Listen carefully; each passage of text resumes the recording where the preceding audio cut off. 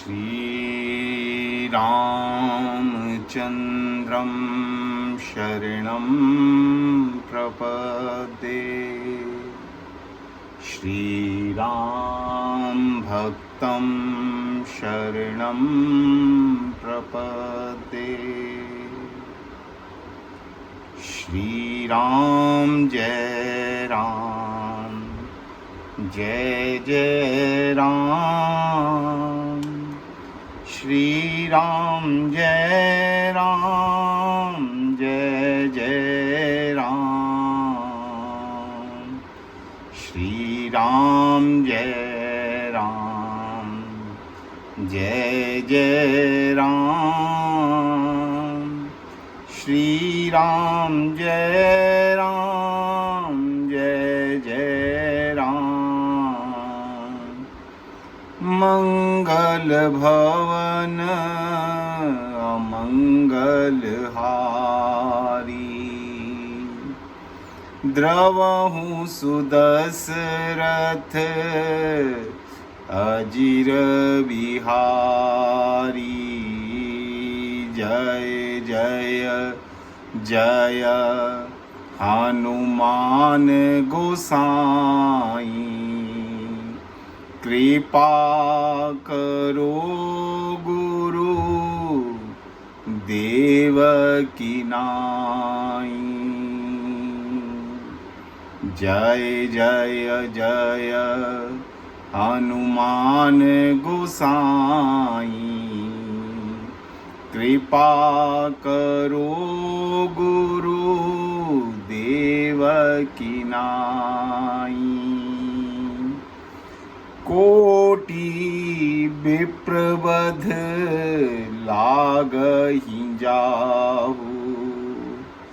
आये शरण तजऊ नहीं ताहु।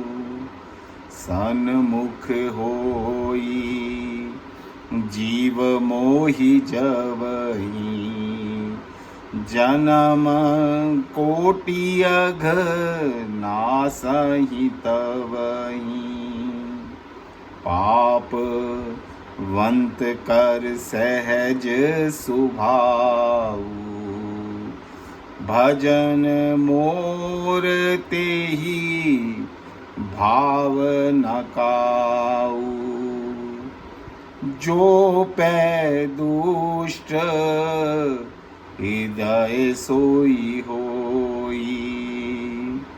मोरे सन्मुख आव की सोई। निर्मल मन जन सो मोहि पावा। मोहि कपट छल छिद्र न भावा। उभय भांति तेहि आनहु। हंसि कह कृपा निकेत। जय कृपाल कहि कपि चले।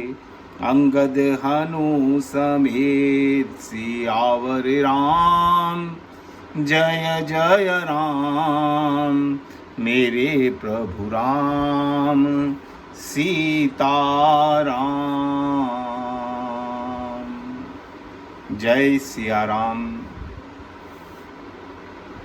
हमारे इस पंजाब क्षेत्र के अंदर आज से कुछ वर्ष पहले एक शेख फरीद के नाम से बहुत बड़े फकीर हुए, जिनके नाम से ही हमारे पंजाब में एक शहर फरीदकोट बसा। अपने ज़माने के बहुत प्रसिद्ध फकीर थे, प्रसिद्ध सूफी थे, बड़े काबिल मुर्शिद थे। एक बार किसी एक भोले भाले व्यक्ति ने, बिल्कुल अनपढ़ और गंवार था वो व्यक्ति, बड़ा सीधा साधा, बड़ा भोला, उसने शेख फरीद से एक प्रश्न किया, एक जिज्ञासा रखी। बाबा से कहा कि बाबा, क्या भगवान मुझे भी मिल सकता है? कहते हैं शेख फरीद कुछ बोले नहीं, बस मुस्कुरा दिए। और उस मुस्कुराने का मतलब उस भोले भाले व्यक्ति ने यह समझ लिया कि हाँ, मिल सकता है। उसने दूसरा प्रश्न किया, तो बाबा बताओ ना, कैसे मिलता है वो? क्या वो रोकर मिलता है या हंसकर मिलता है? या वो दुख सहकर मिलता है या सुखों में मिलता है? वो घर में रहकर मिलता है या बन जाकर मिलता है? अब बाबा फरीद कुछ बोले। उन्होंने कहा, ना रोकर मिलता है, ना हंसकर मिलता है, ना घर में रहकर मिलता है, ना बन में जाने से मिलता है। तो अब उस भोले भाले व्यक्ति ने अगला प्रश्न किया, तो बाबा कृपा करके बताइए ना, वो कैसे मिलेगा? उसको पाने का साधन क्या है? तो बाबा फरीद ने कहा, जिस घड़ी उसके मन में आ जाए कि तुझसे मिलना है, तो वो तुझे मिल जाएगा। या तेरे मन में इतनी तीव्र इच्छा प्राप्त हो जाए कि प्रभु को प्राप्त करना है, तो भी तुझे मिल जाएगा। या तेरे जीवन में हरि कृपा से कोई काबिल मुर्शिद आ जाए, तो भी हरि की प्राप्ति, उस अभेद की प्राप्ति, उस अनंत की प्राप्ति हो सकती है। भविष्य के जीवन में भी वही काबिल मुर्शिद हनुमान के रूप में आया है, जिसके कारण से उसको हरि की प्राप्ति हुई। बिना कामिल मुर्शिद के, क्योंकि अभी भगवान ने भी नहीं चाहा कि भविष्य आए। भविष्य के मन में इतनी तीव्र इच्छा नहीं है कि भगवान मुझे मिल जाएं। ना पहला कारण यहां पर हुआ, ना दूसरा कारण हुआ, मगर बाबा फरीद ने जो तीसरा कारण बताया, वो कारण यहां पर सिद्ध होता है कि जीवन में कोई काबिल बुद्ध पुरुष आ जाए, सद्गुरु आ जाए, मुर्शिद आ जाए, कोई संत आ जाए, फकीर आ जाए, तो भगवान की प्राप्ति हो जाया करती है। आज भविष्य के जीवन के अंदर वो कामिल मुर्शिद आया है। भगवान, और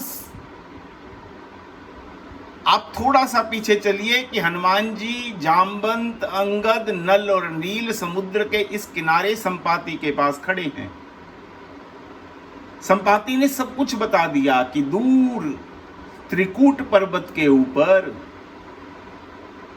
एक सुंदर लंका नगरी है। उस लंका नगरी के अंदर अशोक वाटिका नाम की एक वाटिका है, और उस वाटिका के अंदर अशोक वृक्ष के नीचे जानकी जी बैठी हैं। सब बानर आंख फाड़ फाड़ कर देखने लगे और गीध को कहने लगे कि हमें तो कुछ दिखाई नहीं दे रहा। संपाति ने कहा उस समय कि तुम नहीं देख सकते, मगर मैं देख सकता हूं, क्योंकि संपाति के ऊपर भी किसी समय में संत कृपा हो चुकी है। संपाति अपने ऊपर उस कृपा के बारे में बानरों को बताता है कि मैं और मेरा भाई जटायु दोनों सूर्य की खोज में सूर्य की तरफ बढ़ चले थे। हमें अपने देह के ऊपर बड़ा अभिमान था कि हम इतना ऊंचा उड़ सकते हैं कि उस सूर्य को भी छू सकते हैं। मगर क्या हुआ, कुछ दूर जाने के बाद जटायु के अंदर तो विवेक जागृत हो गया, जटायु तो वापस आ गया, मगर मेरे में अभिमान कुछ ज्यादा था। मैं उड़ता चला गया, और जब सूर्य के थोड़ा और नजदीक गया, उसकी अग्नि का प्रकोप बढ़ा, तो मैं घायल होकर जमीन पर गिरा। मगर गिरा तो एक चंद्रमा नाम के एक संत ने मुझे अपनी शरण में ले लिया, मुझे उठाया और मुझे सहलाया।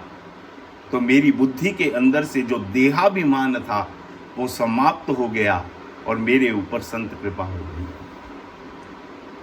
मेरे पंख जो जल गए थे, वो चंद्रमा उस नामी उस संत की दृष्टि पड़ते ही मेरे पंख, मैं स्वस्थ हो गया, मैं कुशल हो गया। और आपने ही बताया कि मेरे भाई जटायु के पंख रावण ने काटे।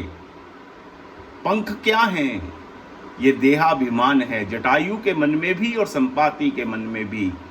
जटायु के पंख, जटायु का अभिमान जब काटता है रावण, तो भगवान राम उसकी गोद में ले लेते हैं, और जब संपाति के पंख जलते हैं तो एक संत अपनी शरण में ले लेता है। देहाभिमान समाप्त होते ही प्रभु की कृपा प्रारंभ हो जाती है। तो संपाति वानरों से कहता है कि मेरा देहाभिमान समाप्त हो चुका है, मैं देख सकता हूं, मेरी दृष्टि अपार है, मगर तुम अभी देख नहीं सकते। अब ये जो लंका और समुद्र के इस किनारे के बीच में जो 100 योजन 400 कोस का समुद्र है, संतों ने उसी को देहाभिमान बताया है। जो इस देहाभिमान को लांघ जाएगा, हनुमान जी अगर इधर से लांघ जाएंगे तो उधर भक्ति के दर्शन पा लेंगे, और उस पार लंका के अंदर विभीषण अगर इस समुद्र को लांघ लेगा तो हरि की शरण में आ जाएगा। हनुमान जी को भक्ति को पाना है तो भी समुद्र को लांघना है, और विभीषण को हरि की शरण में आना है तो भी समुद्र लांघना है। यानी देहाभिमान लांघ कर ही हरि को पाया जा सकता है, और कोई दूसरा साधन नहीं है भैया। हनुमान जी भी लांघ गए और विभीषण भी लांघ कर इस पार आ गया, मगर वानरों ने रोक लिया। सुग्रीव और राम की अंदर कई प्रकार से चर्चा हुई, कई तरह से संवाद हुआ, तर्क वितर्क हुआ, मगर किसी फैसले पर नहीं पहुंच पाए। बहुत देर लगी ये फैसला होने के अंदर। सुग्रीव ने ये कह दिया कि प्रभु आपकी तो आंख में ही दोष है, आप किसी की दोष को देख ही नहीं पाते। आप यही नहीं देख पा रहे कि वो रावण का भाई है, दशानन का भाई है। कोई व्यक्ति बुरा हो ना तो हम उसको ये कह देते हैं तेरा एक मुख नहीं, तेरे तो कई 2 मुख हैं, तू 3 मुख हैं, तू तो दोगला है, 2 तरह की बातें करता है, तेरे 2 मुख हैं। सुग्रीव यही तर्क देता है राम से कि प्रभु हम 2 मुख वाले को अच्छा नहीं समझते, ये तो 10 मुख वाले का भाई है, 10 मुख का भाई है। हम इस पर विश्वास कैसे कर लें?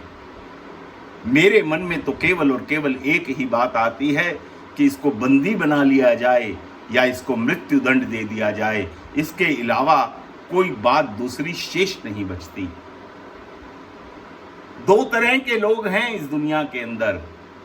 एक तो कर्म सिद्धांत वाले लोग हैं, जिसकी मानस में भी चर्चा की गई है कि जो जीव जैसा कर्म करता है उसको वैसा फल मिलता है। कर्म प्रधान विश्व करी राखा, जो जस करहि सो तस फल चाखा। शुभ और अशुभ कर्म अनुहारी, देह ईस फल हृदय विचारी।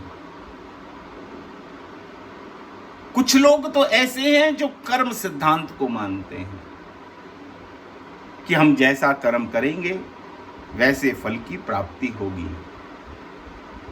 दूसरा सिद्धांत है शरणागति सिद्धांत, कि हमने कोई भी कर्म किए हैं, कैसे भी कर्म किए हैं, मगर जब जागृत अवस्था में आ जाएं, जब जाग जाएं, जीवन में कोई संत आ जाए और कोई रास्ता बता जाए और हम प्रभु की शरण में चले जाएं, तो प्रभु अपना लिया करते हैं। फिर प्रभु कर्मों का हिसाब नहीं करते, क्योंकि प्रभु की आंख में दोष है, प्रभु को दोष नजर नहीं आते। भरत ने भी कहा भगवान से, लखनलाल जी ने भी कहा भगवान से कि जब भरत जी आए तो प्रभु आप आज कुछ मत बोलिएगा, आपको कभी किसी का कोई दोष दिखाई नहीं देता, आपको भरत का दोष नहीं दिखाई दे रहा।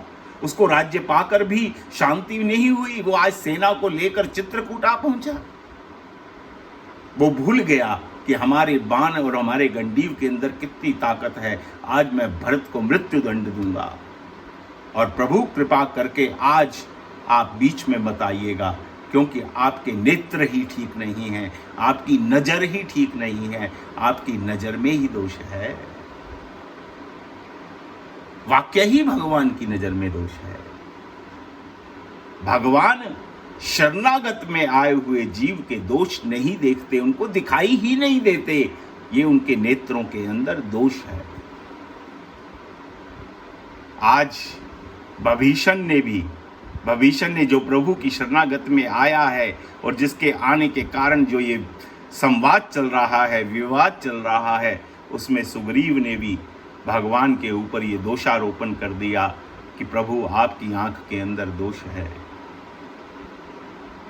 भगवान चाहते तो भगवान भी कह सकते थे कि सुग्रीव तू क्या बात करता है।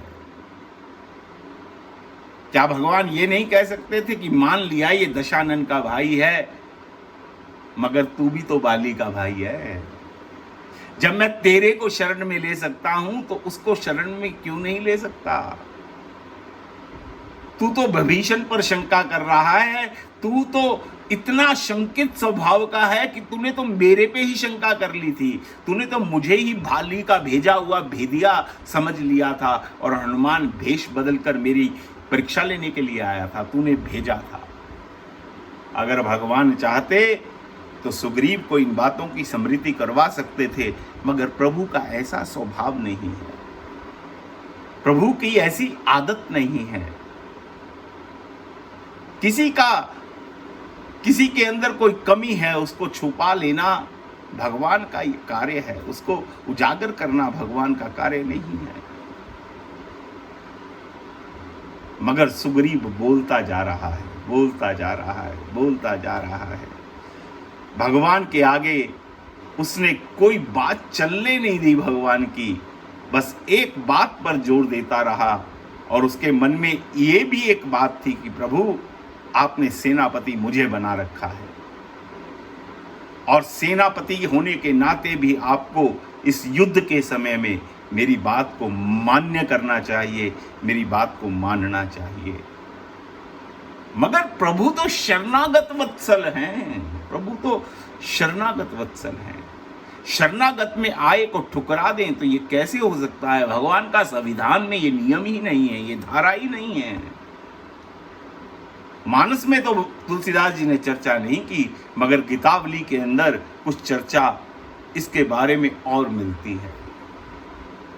उस समय भगवान हनुमान जी की तरफ देखते हैं और देखकर बहुत खिलखिलाकर हंसते हैं, ऊंची ऊंची हंसते हैं। हनुमान जी की तरफ देखते जा रहे हैं और हंसते जा रहे हैं। सुग्रीव को थोड़ा अच्छा नहीं लगा कि भगवान क्यों हंस रहे हैं। क्या भगवान मेरा विनोद कर रहे हैं? क्या भगवान को मेरी कोई बात अच्छी नहीं लगी?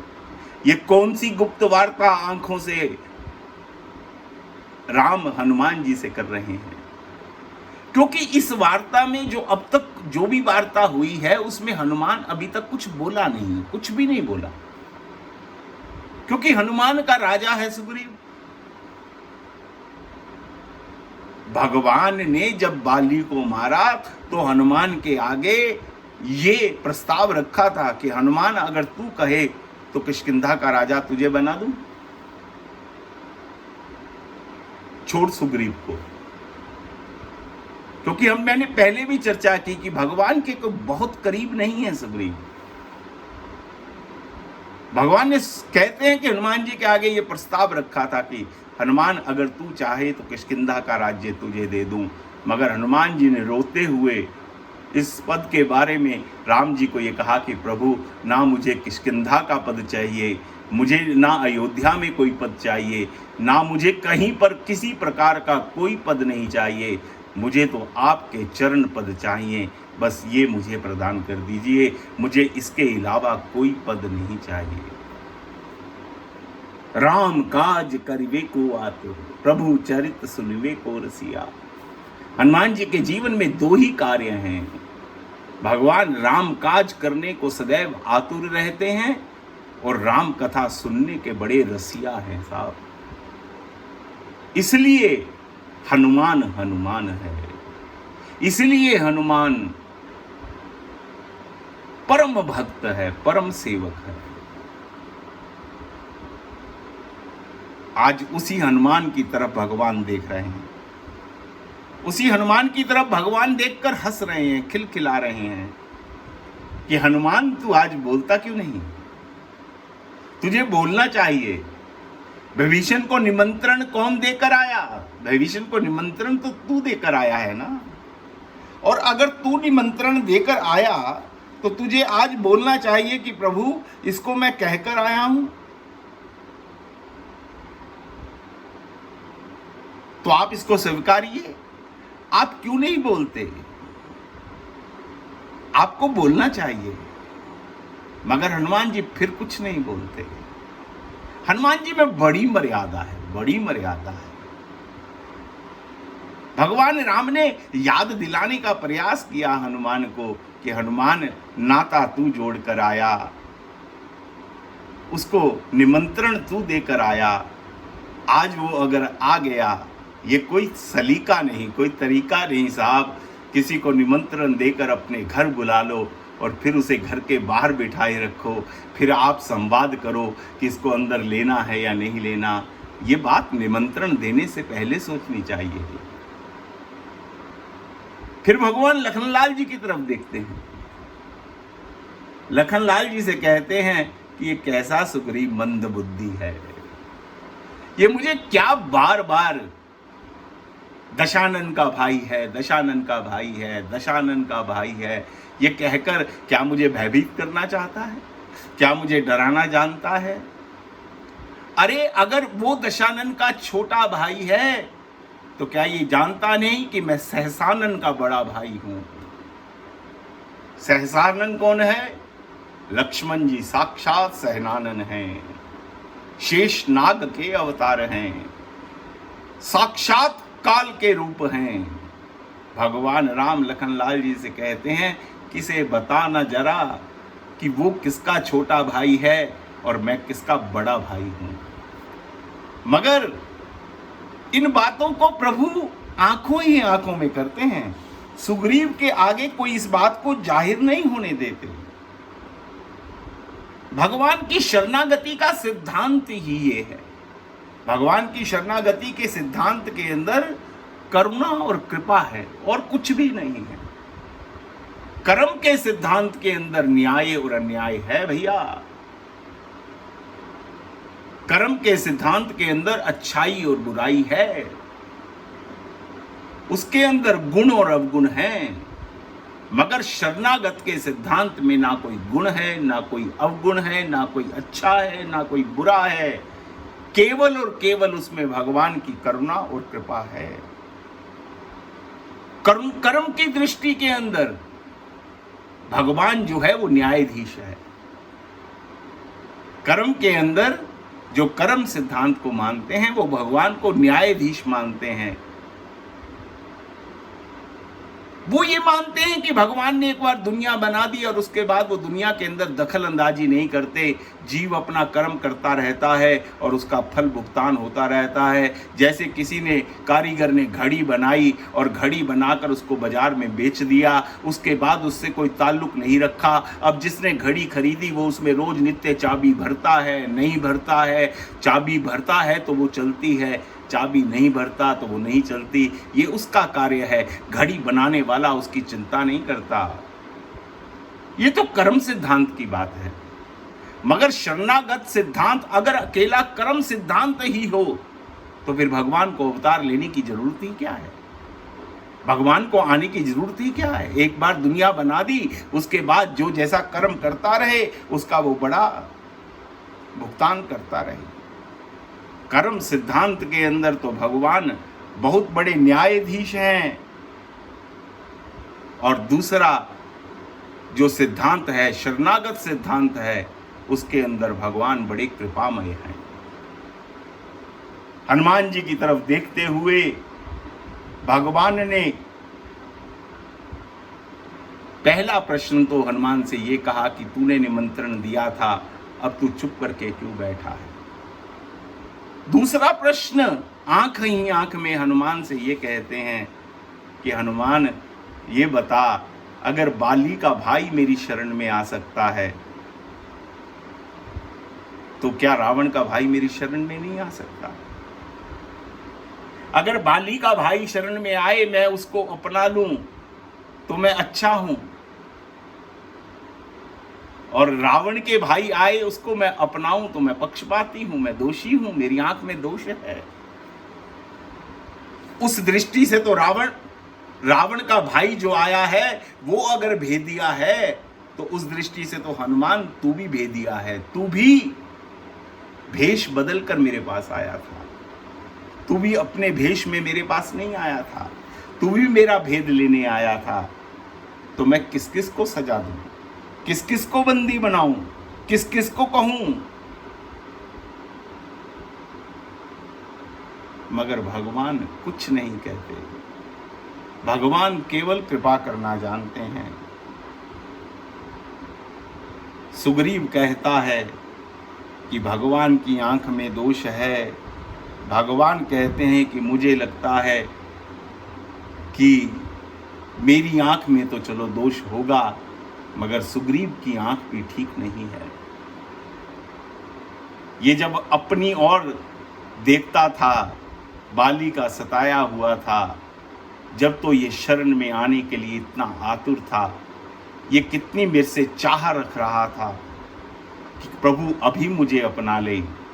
और जब आज एक और भाई का सताया हुआ एक शरणागत आया है, तो ये कितने दोष देख रहा है। हनुमान, इसके मायने ये हुए कि हम दोनों की ही आंख ठीक नहीं है। तू तीसरा व्यक्ति है, तेरी आंख तो ठीक है। तुझे आज न्याय करना चाहिए कि क्या होना चाहिए जो बाहर बैठा इंतजार कर रहा है। इस प्रकार से वार्ता होते होते होते होते होते हनुमान जी कुछ बोले। हनुमान जी ने भगवान को बात जब शुरू की,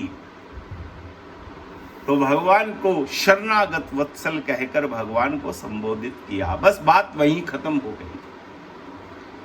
वत्सल के मायने क्या होते हैं? वत्सल के मायने होते हैं कि जैसे एक गाय अपने बछड़े से प्रेम करती है, जैसे एक गाय अपने बछड़े से प्रेम करती है, वैसे भगवान अपने भक्तों से प्रेम करते हैं। और गाय का सबसे अधिक प्रेम तो उस समय दिखाई देता है जब ये बछड़ा जन्म लेता है। जब ये बछड़ा जन्म लेता है तो इतना मैला कुचैला, इतना मल से सना हुआ होता है कि गाय ने कभी आज तक नहीं कहा कि जा तू पहले नहा धोकर स्वच्छ होकर आ, तब तुझे दूध दूंगी। गाय का प्रेम कुछ नहीं देखता, बछड़े के शरीर को चाट चाट कर उसका सारा मल स्वच्छ कर देता है। किसी ज्ञानी ने भगवान से पूछा कि प्रभु, आप तो बड़े कृपालु हो, आप तो बड़े दया में हो, आप तो वत्सल हो। तो भगवान उसको कहते हैं कि तू गलत सोचता है कि मैं बहुत कृपालु हूं। आपकी दृष्टि में गाय का बछड़े के प्रति जो प्रेम है, बछड़े का जो मल साफ करना है, उसकी परिभाषा कोई प्रेम हो सकती है, कृपा हो सकती है, मगर मेरी दृष्टि के अंदर वो कृपा नहीं है गाय की। वो गाय का कर्तव्य है, वो गाय का फर्ज है। अपने बछड़े को उस समय स्वच्छ करना ये गाय का कर्तव्य है। बछड़ा मल कहीं और से नहीं लेकर आया भैया। बछड़ा जो मल लेकर आए, ये भगवान कह रहे हैं, भगवान के शब्द हैं कि बछड़ा जो मल लेकर आया है वो अपने मां के पेट से ही तो लेकर आया है। जीव में जो अवगुण है, उस अवगुण जो उसके मन के अंदर जो ये वृत्तियां उत्पन्न हुई हैं, उसके मन में मैं ही तो बैठा हूं, उसकी अगर वृत्तियां कहीं कोई बुरी पैदा हुई हैं, अगर वो बुरी वृत्तियों से लिपटा हुआ है, तो उसमें कहीं ना कोई दोष तो मेरा भी है। और उन बुरी वृत्तियों को लेकर जीव अगर मेरे समक्ष आ जाए और मैं उसको ना अपनाऊं और उसको अगर अपना लूं, तो उसको कृपा की संज्ञा दी जाए, मुझे कृपालु बना दिया जाए, मुझे वत्सल बना दिया जाए, तो ये कोई न्यायोचित बात नहीं है। मेरा कर्तव्य बनता है, मेरा फर्ज बनता है भगवान को आए हुए जीव को शरण में लेना, ये भगवान का कर्तव्य बनता है। शेख फरीद का दिया हुआ जवाब कि भगवान के मन में जब आ जाए तब जीव को भगवान की प्राप्ति हो सकती है, या जीव के मन में तीव्र इच्छा जाग जाए तब उसको भगवान की प्राप्ति हो सकती है, या जीवन में कोई काबिल मुर्शिद आ जाए, सदगुरु आ जाए, तब भी भगवान की प्राप्ति हो जाया करती है। कामिल पुरुषिद जो है, मुर्शिद जो सदगुरु है, जो बुद्ध पुरुष है, उसकी परिभाषा बहुत अलग है, आज के युग से भैया बहुत अलग है। आज जो गुरु की परिभाषा हो गई, वो उस फरीद उस गुरु की बात नहीं कर रहे। गुरु को खोजने में, गुरु को करने में, गुरु को दीक्षा लेने में जल्दबाजी मत करना भैया कभी। गुरु वही होता है जिसकी खोज आपको ना करनी पड़े, वो खोजता हुआ आपके पास आ जाए, वो आपका चयन कर ले। हमारी दृष्टि नहीं है कि हम किसी का चयन करें। अगर हम किसी का चयन करेंगे तो वो किया हुआ चयन थोड़े दिन में ही बदल जाएगा, थोड़े दिन में, जैसे आजकल हो रहा है। ये अच्छा नहीं लगा, पहले इसको किया था, अब इसको बदल दिया, ये दूसरा कर लिया, अब फिर कोई तीसरा अच्छा लगने लगा, फिर उसको भी छोड़ दिया, फिर तीसरे को कर लिया। साहब, ये परंपरा नहीं है। जो आप ये समझते हो ना कि गुरु से भगवान मिलता है, ऐसा नहीं है भैया। संत तो यहां तक कहते हैं कि हरि कृपा हो तब गुरु मिलता है। गुरु से हरि कृपा नहीं मिलती, हरि कृपा से गुरु मिलता है। उल्टा सिद्धांत है ये। जीवन में कोई काबिल गुरु आ जाए। मीरा के जीवन में रैदास आ गए, हरिराम व्यास जी के जीवन में हित हरिवंश जी आ गए। अपने आप खोज लेता है। जितनी शिष्य को गुरु की जरूरत है, उतनी ही गुरु को भी शिष्य की जरूरत है, उतनी ही। इसलिए भैया, जीवन के अंदर ये तीन ही मार्ग हैं। या तो हरि कृपा हो जाए तो भगवान की प्राप्ति होगी, या आपके मन में व्याकुलता इतनी हो तो भगवान की प्राप्ति होगी, या फिर आप ना हरि कृपा है ना आपके मन में व्याकुलता है, कोई संत ने बाहें ही ऐसे संत ने पकड़ ली तो वो ले जाकर गोविंद के चरणों में हमको बिठा सकता है। उसकी ताकत है ये। मगर जो खुद ही नहीं मिला साहब, वो क्या शिष्यों को बिठाएगा, क्या हमको बिठाएगा? विचारणीय बात है ये। अभी उसका जीवन खुद का ही नहीं बदला, वो शिष्यों का जीवन कैसे बदल देगा? नहीं बदल सकता। जिस राह के हम पथिक बनना चाहते थे, वो उस मंजिल तक नहीं पहुंचा सकता। मंजिल का चयन ही नहीं कर पाए हम कि हमारा मंजिल क्या है, हमारे जीवन का उद्देश्य क्या है, लक्ष्य क्या है। जीव का एकमात्र लक्ष्य होना चाहिए हरि प्राप्ति, गोविंद प्राप्ति, भगवान के प्रेम की प्राप्ति। इसके अलावा जीवन के अंदर कोई दूसरा लक्ष्य ना हो। इसलिए भैया, भगवान राम की ये सारी वार्ता सुनकर हनुमान जी नाचने लगे, प्रसन्न होने लगे। भगवान ने कह दिया कि कोटि ब्राह्मणों का वध करने के बाद भी अगर जीव मेरी तरफ मुख कर ले तो मैं उसके उन गुनाहों को भी भुला देता हूँ निर्मल मन जन सो मोहि पावा, मोहि कपट छल छिद्र न भावा, सन्मुख होए जीव मोहि जब ही। मेरी तरफ जीव जब मुख कर लेता है, बस फिर मेरे यहाँ कोई देरी नहीं। बस इतनी बात की घोषणा होते ही हनुमान जी और अंगद साहब दोनों खुशी से नाचते हुए बाहर द्वार तक जाते हैं। बानर संदेश लाए थे, वही बानर सुग्रीव को लेने नहीं जाते साहब, वही बानर विभीषण को लेने नहीं जाते जो संदेश लेकर आए थे। संदेश तो बानर जो प्रहरी थे, द्वारपाल थे, वो लेकर आए थे, मगर विभीषण को अंदर लाने के लिए अंगद और हनुमान नाचते हुए भगवान का गुणानुवाद करते हुए विभीषण को लेकर आते हैं, विभीषण का सम्मान करते हैं, विभीषण को भगवान के समक्ष पेश करते हैं। विभीषण अपने मन की व्यथा कहता है और विभीषण ये कहता है कि प्रभु श्रवण सुजस सुनियाय हूँ, प्रभु भंजन भवभीर, त्राहि त्राहि आरत हरण, शरण सुखद रघुवीर। इधर राम क्या कहते हैं कि विभीषण तुझे कुछ कहने की जरूरत नहीं है, मैं सबसे पहले तुझसे क्षमा याचना करता हूँ।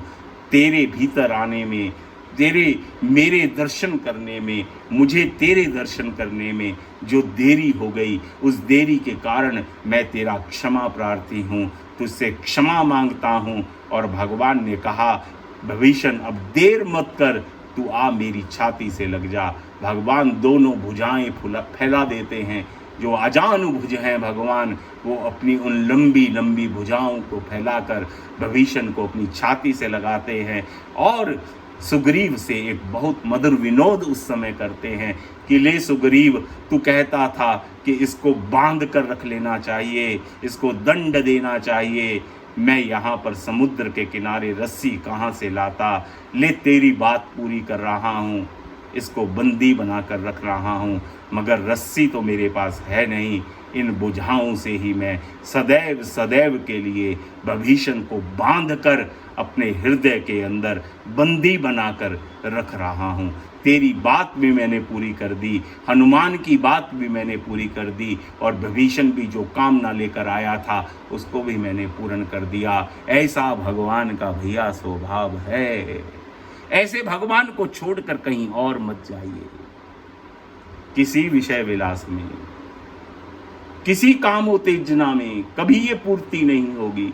जितना मर्जी खा लेना, पेट की भूख कभी शांत नहीं होगी, काम वासना कभी मर नहीं सकती, शरीर का नंगापन कभी ढांपा नहीं जा सकता साहब। बुद्धि की तृष्णा, जो धन की तृष्णा है, वो कभी पूर्ण नहीं हो सकती, आज तक कभी किसी की नहीं हुई। इन सब को छोड़कर भगवान की शरण में आना ही जीव का कार्य है। बस इन बातों को ध्यान में रखते हुए साथ साथ में अपने स्वास्थ्य का ध्यान रखिए। देश विश्व मंगल कामना हेतु भगवान से प्रार्थना करते रहिए, भगवान अवश्य कल्याण करेंगे। जय सिया राम।